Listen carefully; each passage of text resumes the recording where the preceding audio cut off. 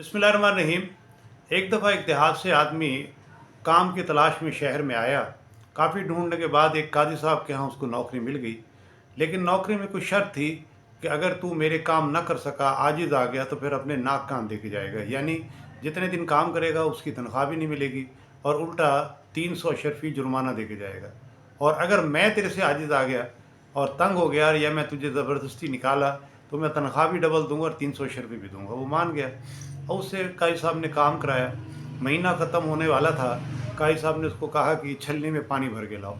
वो गरीब कुएं पर गया, छलनी में पानी भर के ला रहा, डाला। वो कहाँ रहता था, वो सारा बह जाता था। बहुत देर उसने कोशिश करी लेकिन पानी नहीं इकट्ठा हुआ। आखिर वो काजी साहब के पास आया, उसने माफ़ी मांगी और तनख्वाह भी अपने महीने की छोड़ी और 300 अशरफी जुर्माना दिया, यानी अपने नाक कान दिए और गाँव चला गया। छोटे भाई ने सारा माजरा सुना, उसने कहा अच्छा मैं जाता हूँ। वो चला गया और उसी काजी साहब के पास नौकरी कर ली। शराइत वही थी जो बड़े वक्त के साथ थी। तो उसने उससे भी महीना भर काम कराया।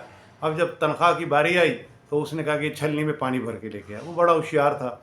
उसने छलनी में नीचे पत्ते जमाए और उसमें पानी भरा और ला कर काजी साहब को दे दिया। काजी साहब हैरान हुए कि बड़ा तेज़ आदमी है।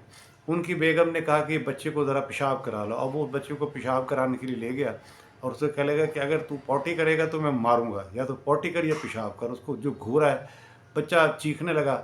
तो और उसने कुछ करा नहीं, तो वहीं से उसने कहा काजी साहब की बेगम को, कज़ियानी साहिबा ये बच्चा कुछ भी नहीं कर रहा, तंग कर रहा है और रो रहा है। उसने कहा इसके दो मार। उसने उसके दो ज़ोर ज़ोर से थप्पड़ मारे। वो बच्चा रोने लगा और उसका पेशाब भी निकल गया। उसे लाकर माँ के हवाले कर दिया। वो परेशान हो गई। काजी साहब ने अगले दिन उसे कहा कि ये नमक का बड़ा डला है, बहुत बड़ा, ये घर ले जा। वो घर ले गया। अब लाने के बाद वो सर पे रखा हुआ है और काजी की बेगम के पास क्या आता है, कज़ियानी साहिबा ये नमक मैं कहाँ रखूँ।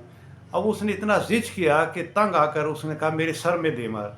उसने वो डला लिया, उस काजी की बेगम के सर में दे मारा। उसका सर फट गया, खून निकल आया और दांत बाहर निकल आया। वो भागा भागा काजी साहब के पास गया। कह रहा जी आपकी बेगम हंस रही हैं, आप आए, वो आपको बुला रही हूँ। घर देखा, खैर उसकी मरहम पट्टी करी। वो बड़ा परेशान हुआ।